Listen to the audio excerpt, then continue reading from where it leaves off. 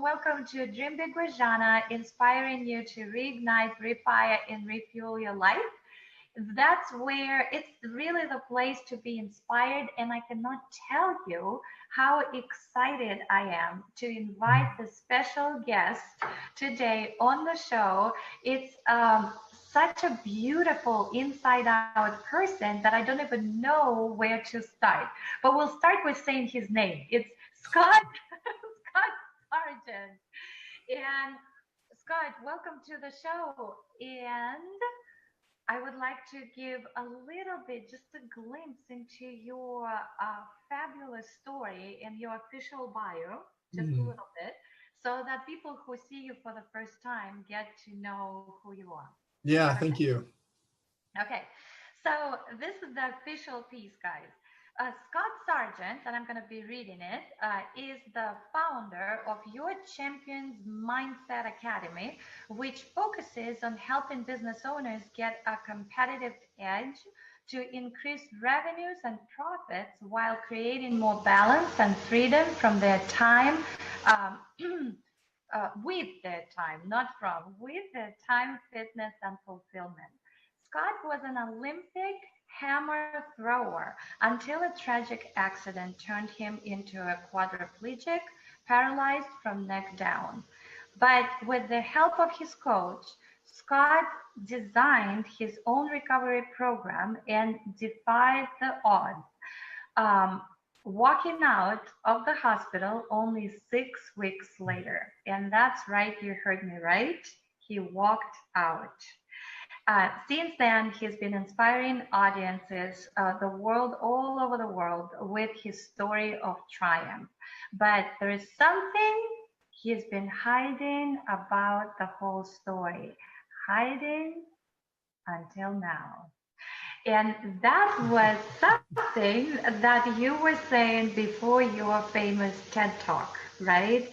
And the TED Talk that Scott was presenting, it was actually done, ironically enough, or not ironically, in prison, and titled "The Truth Will Set You Free," and that's the title of the conversation for today. So from me, just a little note on the side introducing you. So this is the official part of your story and your bio. But knowing you, having known you for the last couple of years, I believe, it's been such a pleasure, and it's been a journey. And I can tell you guys that this is the person of complete integrity in such depth that he stands by his values with the Olympic mindset and all the triumphs and tribulations that he's been through, and he's going to share hopefully today on the story. But I just love you for who you are, and the work is just the extension of your soul. So thank you for being on the show. Oh, my pleasure. Absolutely. Thank you. I so appreciate your, joy and love and enthusiasm you bring to your work and play, and a real commitment to service and making a difference. So it's awesome to get to play with you and work with you in the way that we got. I feel totally the same. And speaking about that, the show is called Dream Big with Zhanna, right? And inspiring you. So there's a lot of people out there who need inspiration. We lack inspiration in our world. But I want to start with the question, what is your big picture? What is your vision for yourself? What's your big dream? Yeah, well, my big dream is really a world that works for everyone. And some of the planetary concerns about the environment, like literally having a world of sustainability and harmony. And I think the keys to that and my role inside of that, what I've created is around empowering people to be champions in their own life. And not just, the being of a champion, but the being and having the results. So, it's not just about winning, it's about being the best you that you can be. And I really believe when people are bringing forth their greatest self and their gifts, that's going to be literally what transforms and helps heal and save the world, and all give us the greatest self-expression in the process. So, I love the journey that I've been through that's prepared me to coach and teach and train, and certainly speaking on bigger and bigger platforms, sharing the inspirational message of my story. But it's not about me. It's about how can I help other people connect with that spark and that truth inside of them, and then find the best ways to express that in the world. And the kind of people I work with are typically really people that are up to making a difference with others. Not just ones that want to, make more money or get things or, whatever, but it's really about an expansion and making a difference, on a bigger scale.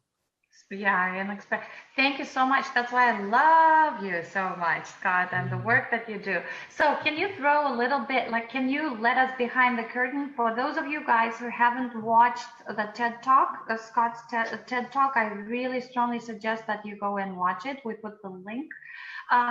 It's already there on Facebook. It's going to be on YouTube too.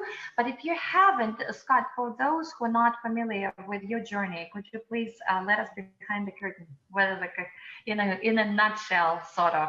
Yeah, of course. I know I had 8 minutes for my TED Talk, and we get to do it even more laser here, which is fun and amazing. So, I had an interesting journey in that, I grew up with a love of sports and a passion for that, and was, gifted and talented. But I also was really strong academically, and I went to UC San Diego to study engineering, stumbled into this weird thing called the hammer throw at track and field. And I'd never even heard of it. It's one of the Olympic throwing events, but it's not that common in the United States. It's similar to the shot put in that it's also a 16-pound steel ball, but it's at the end of a 4-foot wire. So you spin around and heave this thing like 75 yards. Very unusual. Bowling ball, 75 yards. And that usually kind of registers like, wow, and it was a total rush, a total thrill, the energy you get in this really dynamic and powerful dance, really you're dancing as you're spinning and building the momentum. And the forces and the technique, the geometry of it all was also really, invigorating for my analytical engineer brain, right? But you also get to a point where you can't consciously control that. So you have to get into that, sort of Zen experience, or like athletes talk about being in the zone, where you're in flow and you're kind of connected with the divine in it. So that's my, my passion in life. I won the collegiate championship, broke the national record, went on to the Olympic trials. I'm in the top 10 in the US. I actually was working full-time as an engineer at the same time, which was its own, fun and exciting challenge. And I kind of had the duality of like Clark Kent, going to the office, in a suit and tie, and then changing in my car instead of a phone booth to go be an Olympic hammer thrower. But I'm right there, I'm playing full out, going full out in my life. Then I met the woman of my dreams. I fell in love. This is in '99, the year before the 2000 games in Sydney. I'm right in the running. Everything seems to be coming together. And then I had this major detour. So as we said earlier, I had an accident. I broke my neck, crushed my spinal cord, woke up in the hospital being told, I was paralyzed from the neck down, that I'd be a quadriplegic, never walk again. Forget about sports and any of that stuff. So that was extremely challenging, very low moment. And one of the pivotal conversations at that point was actually with my coach, who called me on the phone and, was like, how are you doing? I'm like, what do you mean? This is a nightmare. Like, how am I doing? What, are you kidding me? And he challenged me. He's like, well, are you going to fight and make yourself well? Or are you going to give up and quit? And I absolutely hated him at that moment. How dare he ask me that? How could he, but that part of me that I trained so many years and decades really of being an Olympian, being a champion, like that part of me responded to that challenge and said, well, I'm going to fight and make myself well. And I'm going to recover 100% and walk out of here. And he said, okay, that's what we'll do. And we really had no idea how to do that. There was no evidence, the experts. I asked everybody, okay, so I don't like their opinion, give me a second opinion. Well, all the opinions for the medical opinions were pretty much the same. So I said, well, let me talk to who's done this. As an elite athlete, I want to find the best coach, the best athlete to be the best I can be. Well, there's nobody.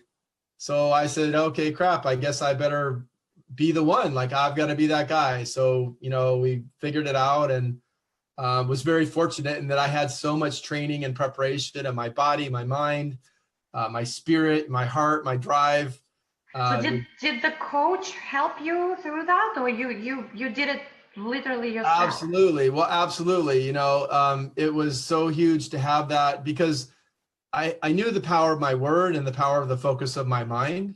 And so literally just by speaking that and imagining that and putting my, what I call sensualization, right? Incorporating all the senses, not just, your vision or visualization as it's frequently talked to, and applying that training that I'd used to perfect my technique and in competition, to literally moving my little finger and getting the basic functions of mobility and sensation to turn back on in my body. So yeah, I took over and, had my own food brought in. I was, kind of I used to brag that I'm not a patient, I'm an impatient, right? I love that. And I was like, you guys work for me, we're doing my program, not your program. My program's called Walking Out of Here. And they're all just looking at me. Well, these distinctions I have, your Olympic mindset, right? The power of your mind and the belief and the focus, and incorporating all those different mental training techniques. And then, another key I call nourish your nerves, which is all about the nutrition, but also managing stress, and giving your body, the optimum resources to heal and function at its best, while eliminating or minimizing the things that are going to be against that. And similarly, controlling or optimizing your environment, where, I literally had, people that would say something negative, and I'd be like, sorry, you can't work with me anymore. Like, you may not get paid enough to wear pom-poms and be a cheerleader, but I can't have anything negative in my space. And to making them take me outside every day, so I'd have fresh air and sunshine, even when I was miserable and I couldn't do anything at all. I'd always ask, well, what would we do if I could do something, and have them tell me and show me, so that I could do that work in my inner world until I started to get results. And that's how you were talking to everybody in the hospital, like meaning to the nurses and the doctors, and you were demanding and asking for what you wanted. It's amazing. Yeah, and I was like a crazy person. They're like, Scott, you don't get it. You're in denial. Maybe you have a brain injury, because I landed on top of my head and I had a mild concussion. So they're doing more tests. And I'm like, look, I don't care. I'm walking out of here. So, get with the program, get behind me and push, or get out of my way. Oh, wow. And I had great medical care in terms of what was there. And, it's not like it's an easy thing, for sure. But the force that I had, that was prepared to bring, and the support of my coach in those times when I wanted to give up, when I didn't want to live anymore, when it seemed too much and too daunting and too much despair, he was able to hold that vision, with and for me.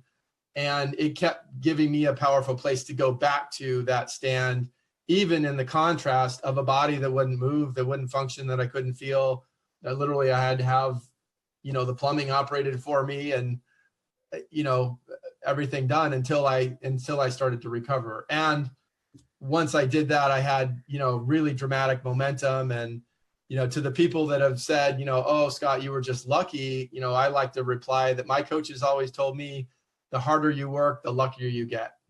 Yeah. So I literally walked out of the hospital just 6 weeks later. It took quite a while for me to get to the point where I actually tried making a comeback in the hammer throw. I threw the discus again, about 60% of my competitive distances. I went on to compete in the triathlons and hike mountains. I just solo summited Mount Whitney a couple of years ago. So it's been an amazing journey. And again, all along the way, part of what lights me up the most is getting to share the inspiration and contribute, make a difference for other people. On my 1 year anniversary of my injury, to celebrate my recovery, I created an event called Paragliding for Possibilities.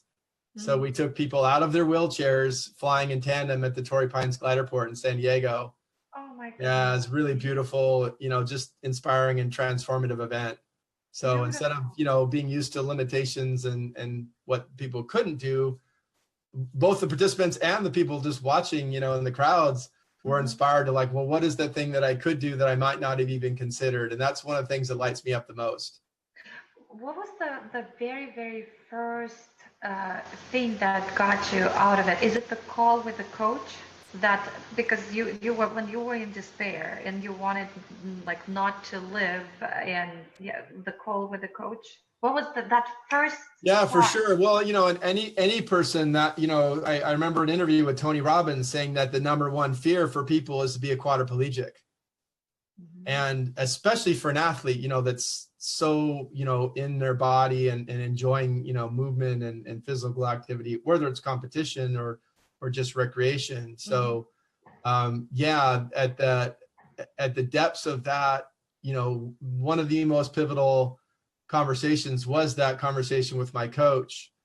And again, you know, contrary to what you would think, normally you'd be like, oh my gosh, you know, and trying to bring compassion and understanding. And, you know, he stood in the face of that and challenged me, you know, and so that sometimes the job of a coach is to know, you know, when to encourage, you know, when do you kind of help scoop that person up and go have the lifesavers or the ice cream, right? Or when do you challenge them? When do you confront them? And you know, he did that in a very pivotal way, in a very uncomfortable way. And yet again, like I said, that part of me that responded to that call, then I was able to mobilize, you know, those resources, even with all the emotional wreckage, so to speak. I mean, it wasn't like I suddenly didn't feel anxious or overwhelmed or sad or scared. All that stuff was still there, but I was able to bring it along with me inside of the declaration and the intention and the will and the drive that I was going to find a way to recover. There was no avenue out there that was paved or any precedent that I had been exposed to at the time. So I literally had to invent and create it as I went, make it up along the way. But that's what I did, you know, because I had the tools. I knew that was possible. Yeah, it's incredible, but that's not the whole story. So what's the truth? Yeah, so you know, it's interesting. For literally for 18 years, I never ever used the word accident. You know, it's very, very rigorous in my language, and that was part of the power that I understood, that I accessed in my own recovery. You know, the real rigor of speaking and how much our word creates our world and our reality, not just in our experience, but our physical results and our physical body. And the truth of the matter is that actually a couple of months before my spinal injury, I had an emotional trauma triggered for me in that romantic relationship. And it just broke something inside of me. And I wasn't able to deal with it with the resources that I had. And that emotional upset, you know, the pain, the anguish, the agony was ever increasing and unending. And I actually wasn't able to sleep. I had about 2 months straight of not sleeping a wink. And so, you know, without going further into that, I had this major emotional trauma that I didn't have the inner resources to deal with. And the perceptions that I had of, you know, the mental health industry or profession, all very negative portrayals in the media, experience that I had with a few individuals with different mental problems that I'd met. I thought, you know, I'd rather be dead than turn myself over to what I perceived to be that kind of fate. Not that it was the truth, but it was my perception, which made it reality. So that gives you another, you know, insight to the power of the mind. So anyway, after that and boxing myself in and not being willing to talk about it to anybody, because I was the champion, I was Mr. Successful, I was like Superman, you know, I couldn't show weakness, is like those things that, you know, that I also learned that were part of the identity I created, you know, as a peak performer. And I think for a lot of men can probably especially relate that there's this kind of expectation we have to be strong, to hold it together, and to kind of not show, you know, what's really going on under the surface. And a lot of times we can carry the day, but there's other times that we can't.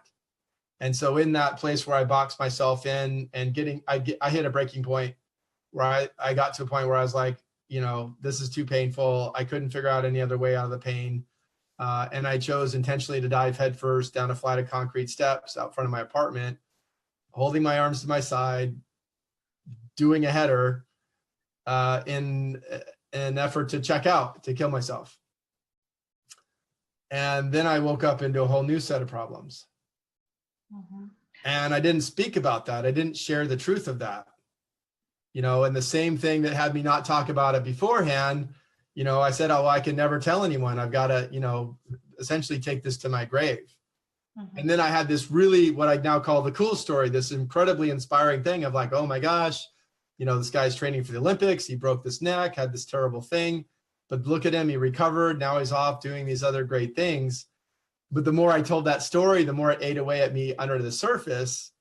And because, honesty and truth and authenticity are such huge values for me, you mentioned integrity earlier. Yeah. It was gnawing away at me under the inside. And I didn't even recognize, to use the word like guilt and shame. But over recent years, that kind of came more to the forefront. I'm really working and processing at this. And then kind of out of the blue, and I got to the point over time where I'd shared privately with people, but never publicly. Mm-hmm. So literally for 18 years, I'd not shared that publicly. And then out of the blue, I got asked to do this TEDx talk in prison of all places. It happens to be 3 miles due south of the Olympic Training Center in Southeast San Diego, Donovan Penitentiary. And then it was like, what am I going to talk about? Because it was a whole, different thing that I'd ever spoken to.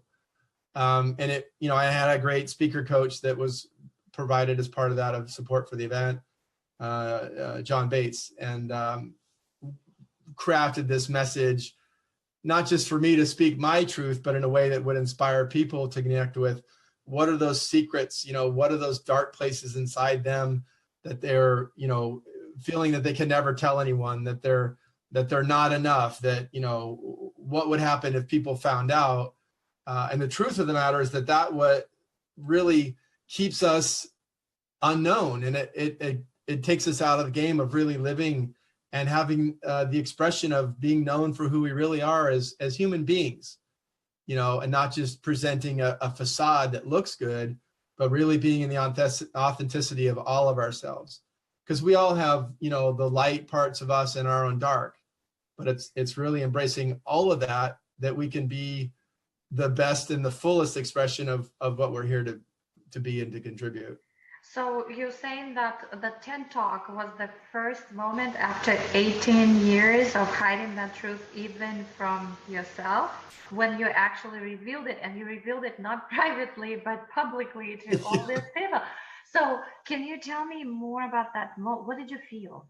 Was it scary for you to say the truth? Yeah, and it's interesting as an athlete and a coach and a peak performer, I have the distinction about fear and excitement. It's the same physiological process in the body. Scientists can't tell the difference. So it's really about our perception and how we interpret it. And so there was definitely a heightened sense of being alive. And I had, practiced and prepared quite a bit, but I also, I felt like something might be kind of lurking or stalking me. Mm-hmm. And in my preparation, I really, I accessed a lot of like the intensity and the anger and the ferocity, that I accessed. It's part of my recovery and really like willing myself. And I wasn't contacting that more vulnerable, that heartbreak, that sadness, the pain, the disappointment, the fear, the anxiety, the unknown, the overwhelm, again, which I shared earlier, those were all part of the process. And then I got on stage, and I'm sharing my story and kind of revealing it in the way that my life has unfolded, where, I talked about my background and this injury and the recovery piece, which is that triumphant story. Mm-hmm. And then, I spoke to this deep, dark secret, which the theme for the TEDx event was beyond the surface, mm-hmm. which is part of why I was asked to speak. And in getting to that reveal about what really happened, I felt those emotions come up. And you'll see if you watch it, there's a point where it's probably only 3 or 4 seconds, but if you know from speaking on stage, that's like an eternity. Yeah. to be in silence. And it literally was, I was like, okay, now am I just gonna start like crying on stage? And I didn't try to force it. I didn't try to suppress it. I just was really like, okay, whatever's meant to come through here. Because I knew that people would be inspired just by, me telling my story. But I also understood that this was a huge healing process for myself. And in that, it was this, I'll tell this experience. I felt like this sort of like energetic ping went off from just like underneath my heart and the solar plexus, and it went out to the audience and reflected back. And then when it hit me, it just was like this supernova that whoosh, like went completely beyond the audience of the building, like, globally through the planet. And as that happened, then it was like, oh my gosh, what's next? What was I even saying? Like, you know what I mean? I was like total blank. And, the training that I had just came to bear. It was like, literally the voice in my head was like, just start talking. And I didn't even remember like the next few phrases that came out of my mouth, but I kind of found my place in my talk. And I feel like I had a really, strong finish in driving home the point, which is, the whole idea of the TEDx series is, what's your one idea we're sharing, and what do you want to leave people with? And so it's not just about this cool, inspiring story about Scott, but it's really, again, that kind of challenge to people of, where are they hiding out? What truth could they tell, or what thing that could they do, that would set themselves free in the inner world, but also let them be more expressed and known in the outer world. I think that's one of the things as human beings we want more than anything, is to be known and valued and loved for exactly who we are, the way we are, and the way we're not. In our society that tends to be slanted a little bit toward reinforcing the positive achievements, but sort of marginalizing the negative ones. It's like the negative ones, we learn more by failing than by winning. Yeah. Oh, absolutely. Absolutely. So there's a quote that, that I remember that, that winning reveals something of a person's character, but losing reveals all of it. I love it. And I was really conscious of, hammer throwing being a vehicle for me to develop capacities in myself that I knew would serve me through the rest of my life. And my vision inside of that was really inspiring the world, the way the Olympics inspired me. I didn't imagine that my life path would take me, in a different direction and a much more expansive reach to connect with people and to share a message that ended up being, beyond, what probably would have happened had I won that gold medal. So your story is absolutely out of this world. I mean, it's an incredible, inspiring, beyond inspiring, and how you coped with all of that is absolutely like beyond even imagining. Like you can't make it up. You have to live through that.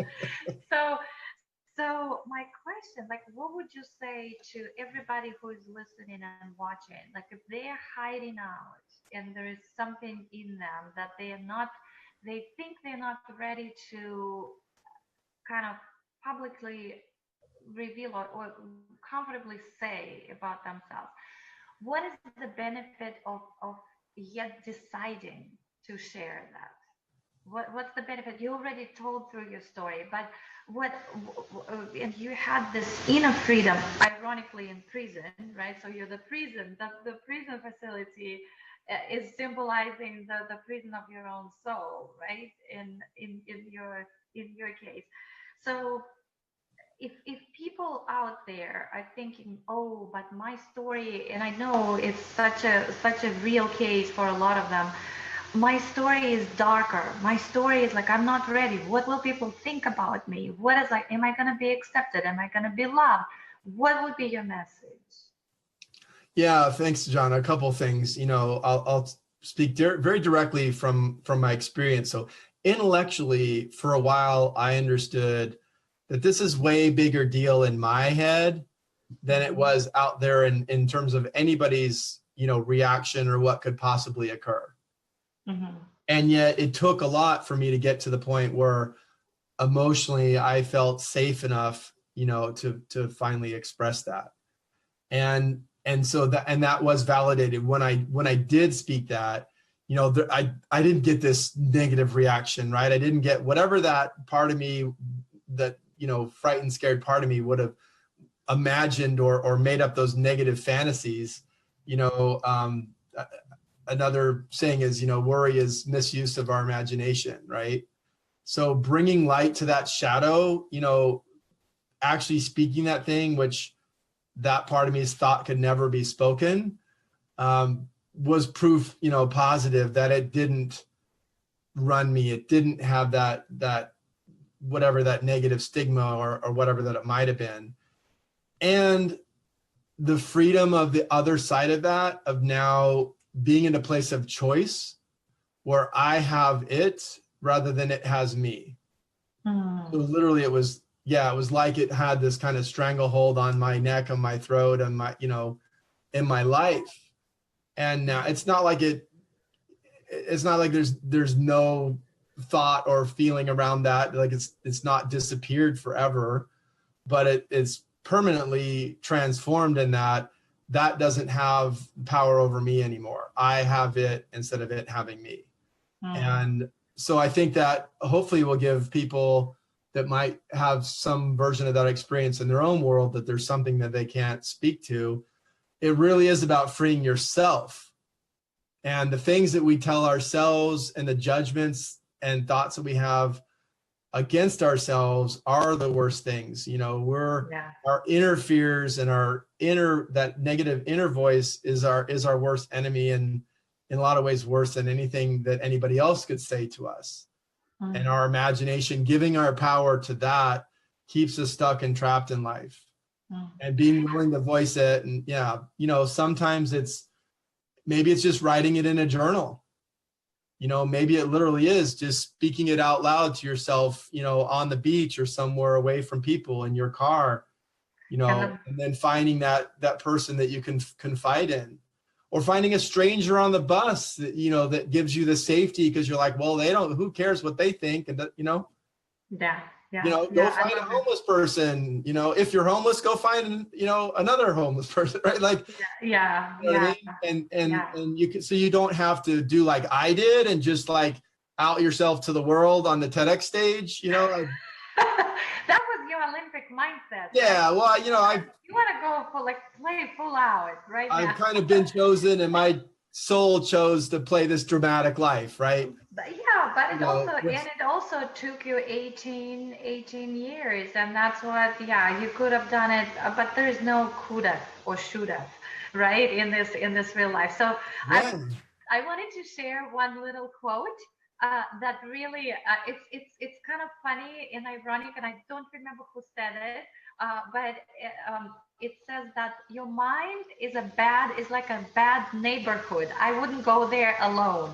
So what you're saying, like, we are the worst enemies to ourselves, and your advice is, and your piece of wisdom is to share, even if in writing, or to somebody like a stranger or somebody who you feel safe with, and to start the process of releasing it, because I'm sure what is happening in that process is the charge is diminishing. The charge to to what you think is such a horrible thing in your head, then the more you talk about it, the energy is dispersing, right?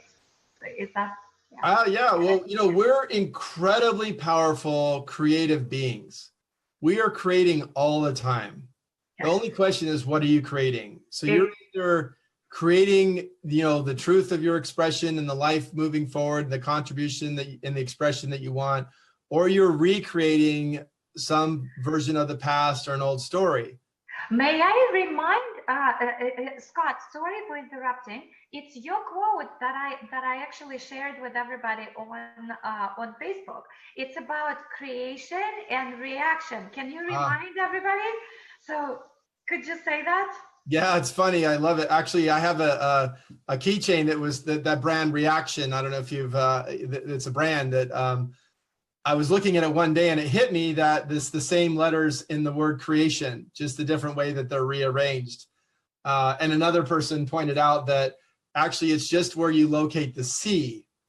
So essentially it's just the way you see things, a little bit of a cute pun there, that determines if are you in reaction or creation.